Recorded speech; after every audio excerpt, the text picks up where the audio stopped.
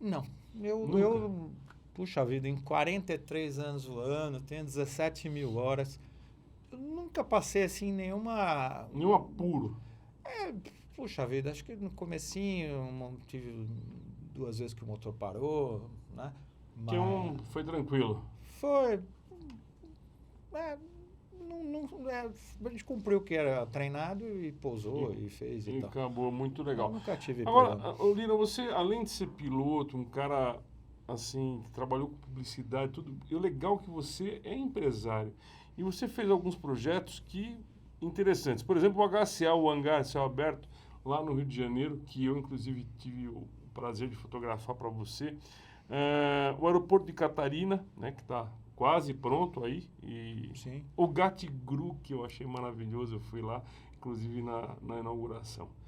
Me conta um pouquinho de cada coisa desse. Como é que surgiu esse negócio do HCA, por E exemplo? tem a Universidade do Ar também. Mas está aqui. Tem. É verdade. A UAR aqui, rapaz.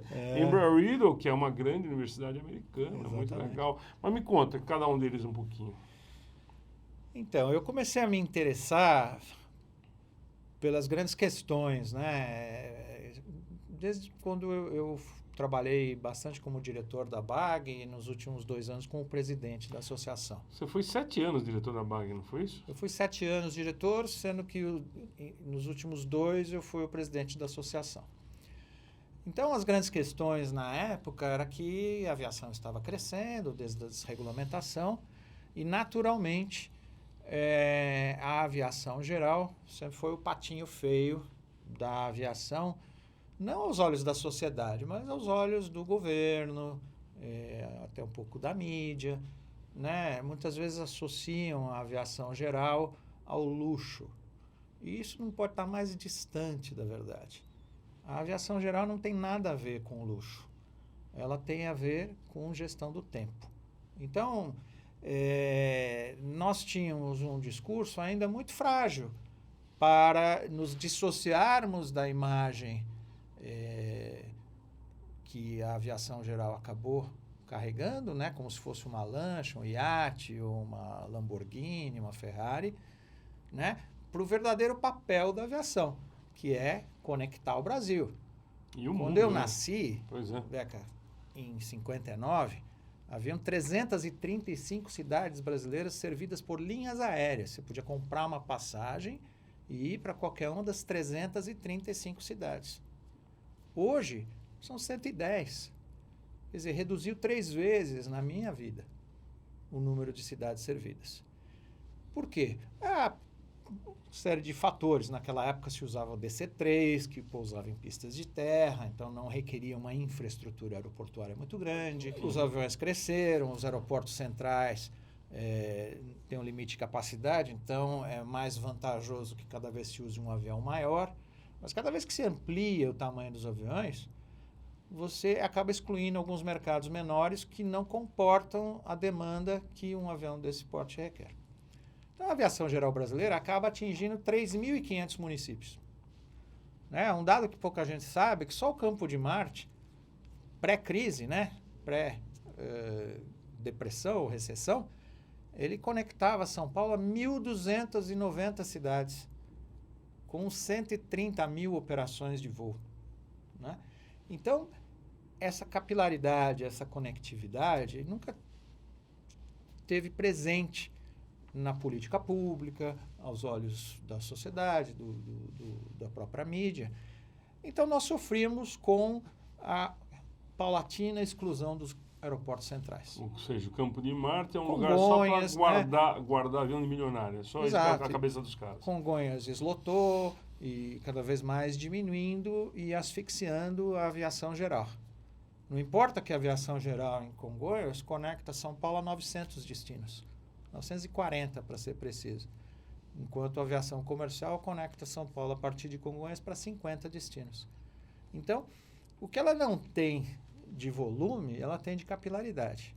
Como qualquer organismo, né? Você tem se fosse o seu organismo, você tem as linhas troncais, a aorta, a femoral, as principais veias, mas também a gente tem uma rede capilar que é o que alimenta os nossos dedos, os nossos pés, né? Que quando no corpo humano cessa essa alimentação, você tem gangrena. Você perde o dedo, né?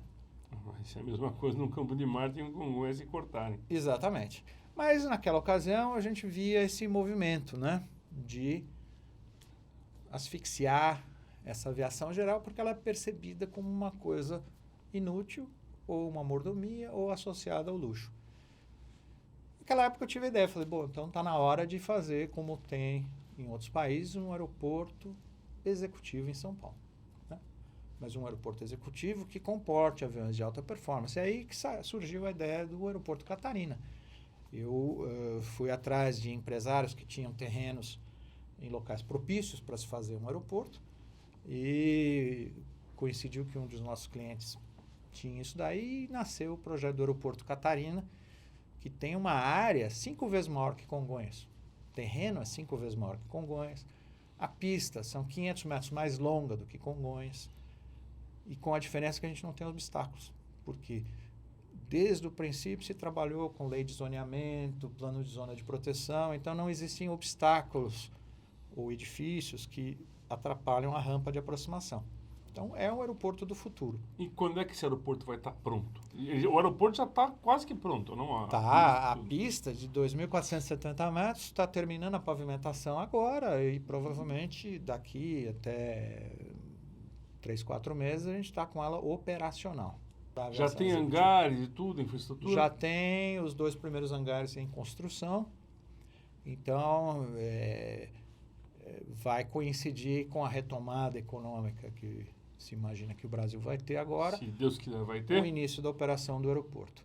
Tá. Mas isso não invalida que tem que continuar a aviação executiva em Congonhas, claro, tem que existir também. O Campo de Marte.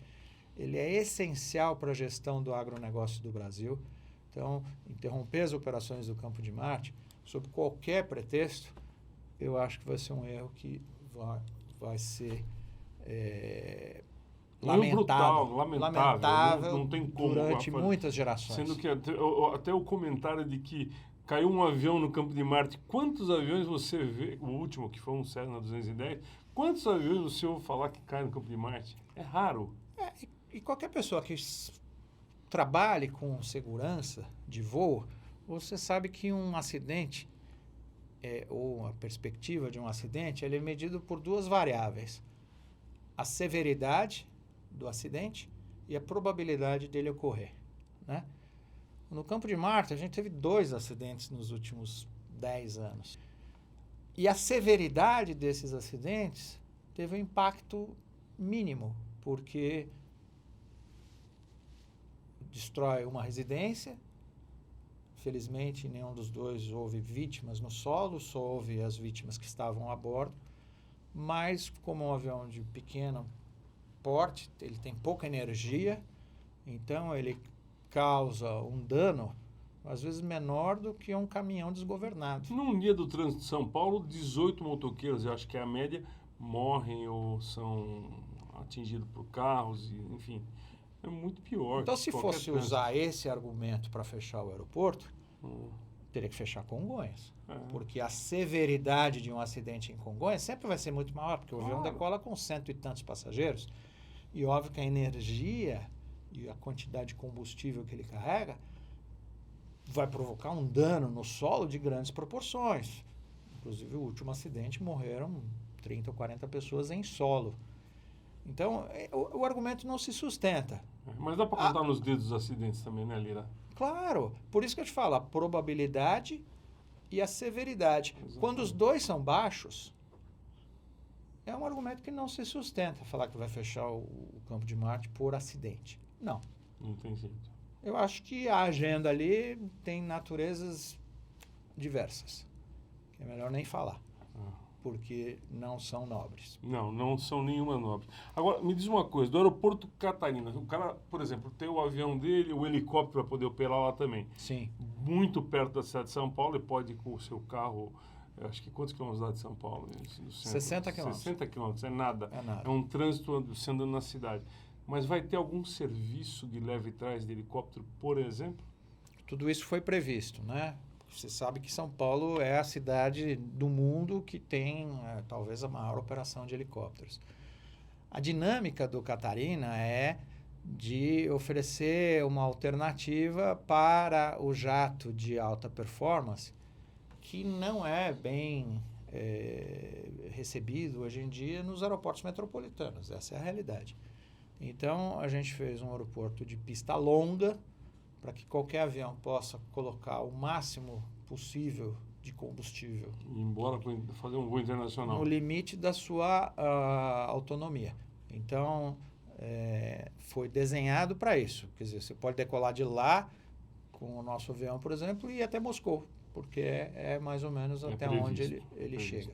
E o GATT-GRU? Isso aí foi uma grande sacada. O cara tinha que ir para o lado comum dos passageiros, não que para pegar o avião dele, atravessar toda aquela pista de van e tudo mais, chegar lá e sem muito sentido, sendo que o avião está do outro lado, né? Tá assim, como é que eu posso dizer? Tá do lado da Força Aérea, né? Da base aérea. Quer dizer, o cara tem um avião para ter conforto e acaba não tendo conforto. Mas o Beca, o impacto disso, né? Terminais como esse existem em todos os lugares do mundo, inclusive aqui na América Latina. Tem um terminal de aviação geral em Buenos Aires, tem em Santiago, tem em Montevidéu, tem em Assunção, tem em seu Bogotá. Aqui é o primeiro, o GATT-GRU. No Brasil, ele é o primeiro, né? Mas tem mais de 200 cidades importantes do mundo. Claro. E tem um motivo para isso, né? Quando um país esgota a sua capacidade de investir, você depende do investimento estrangeiro. Então, o que você faz?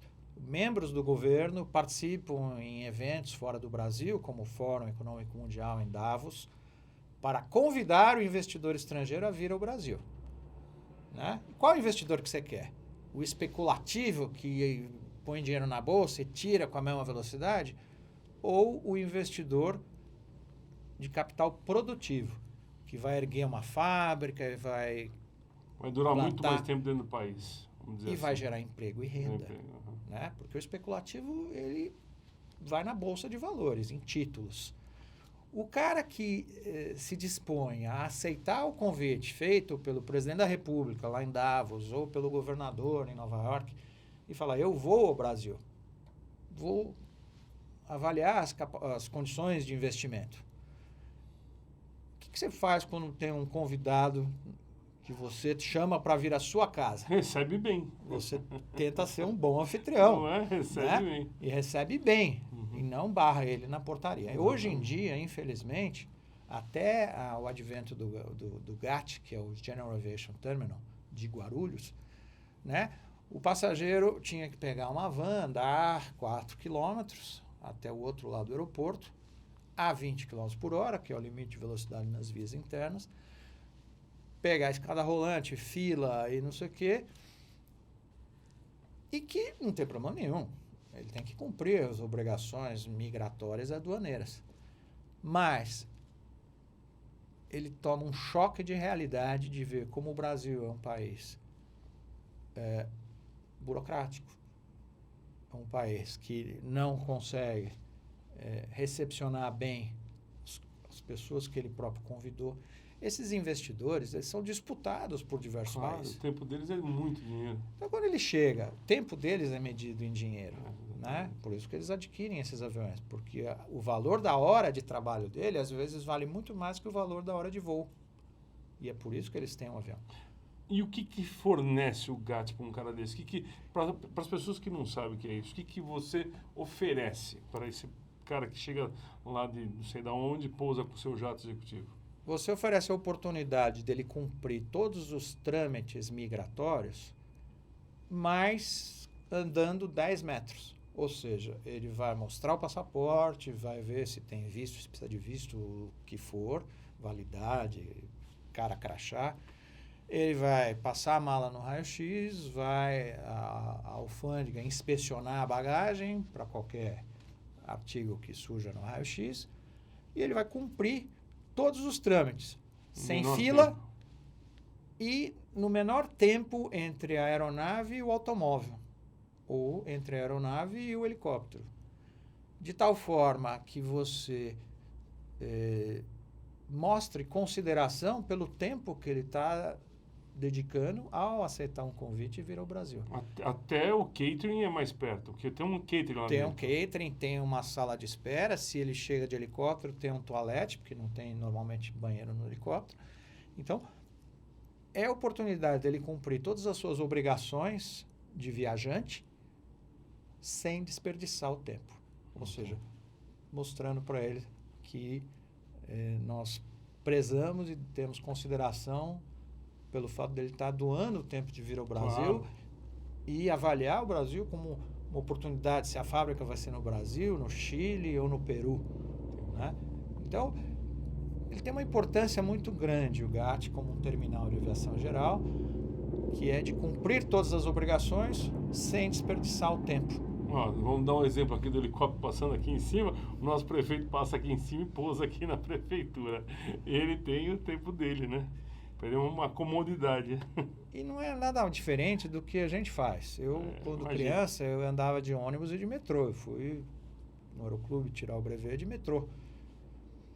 A partir do momento em que o sistema público tem total capilaridade, como nas grandes cidades do mundo, que você vai de metrô em qualquer lugar, em Nova York, em Londres, natural, em Paris. Né, de metrô. Não é que é natural, é mais rápido. É mais rápido. Então, não, em Londres pessoas, né? mais rápido você andar no metrô do que andar pela superfície, porque o trânsito em Londres é horrível. Então, você vê CEOs andando de metrô em Londres.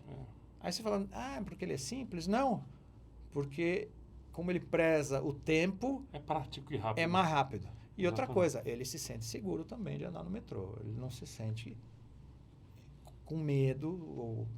ele não tem uma percepção de risco. Entendi. O HCA, o Hangar a Céu Aberto lá do Rio de Janeiro, que a gente falou, mas como é que apareceu? Como é que surgiu isso aí para você? Olha, eu quando era presidente da associação, eu estava muito preocupado com os grandes eventos anunciados, porque eu percebia o governo, as autoridades aeronáuticas com um grande foco na gestão do tráfego de passageiros, que são os espectadores dos grandes eventos. E eu dizia sempre, olha, mas tem um outro público que representam os patrocinadores do grande evento. Então, um mega evento como uma Olimpíada ou como uma Copa do Mundo, ele não sobrevive apenas com a venda de ingressos. Boa parte vem da venda de anúncios de publicidade e de patrocínios.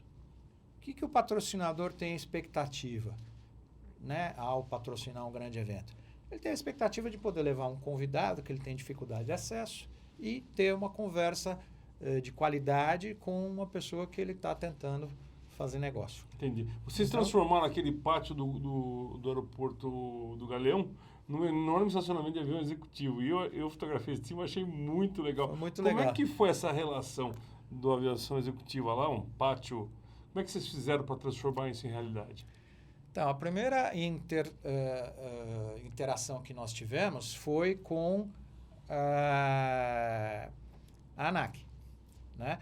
Porque a ANAC, seguindo o RBAC, o Regulamento Brasileiro, falava, aquele pátio imenso de cargas do Galeão tem 12 posições, porque são 12 posições de aviões de categoria Delta, que é 747 e tal, que são aviões cargueiros, é o pátio de carga. Falava, peraí, mas é um pátio imenso. Que vai ficar vazio. Com 12 aviões, eu vou pôr um em cada box, mas o avião é pequenininho, não é um 747. São aviões executivos, dos patrocinadores do evento. Não, porque não pode. Aí, nós propusemos uma solução jurídica que era, temporariamente, considerar aquele pedaço de chão, não mais o pátio de aeroporto, e sim um hangar. A céu aberto. Um hangar sem teto e nem paredes. É um hangar a céu aberto.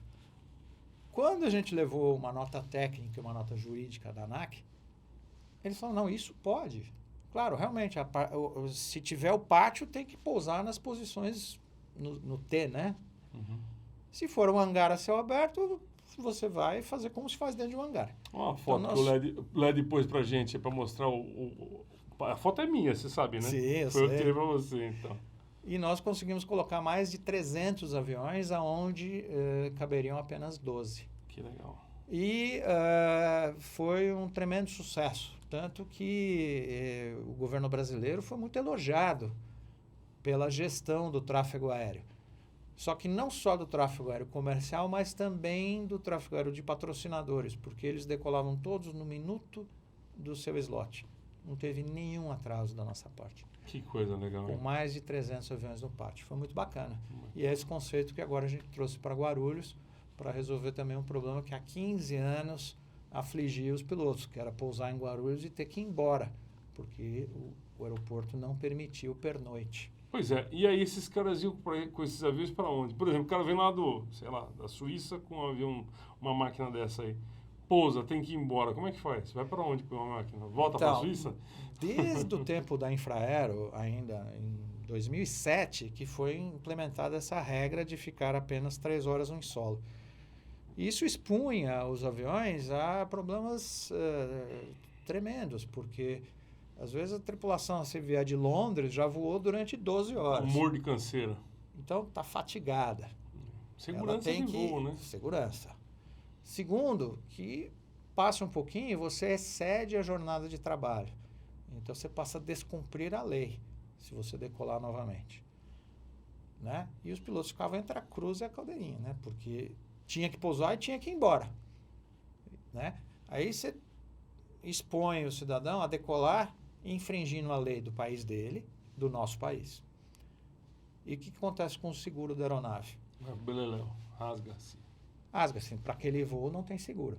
Então, nós tínhamos aviões circulando na terminal de São Paulo, com a tripulação fatigada, descumprindo a regra e sem seguro.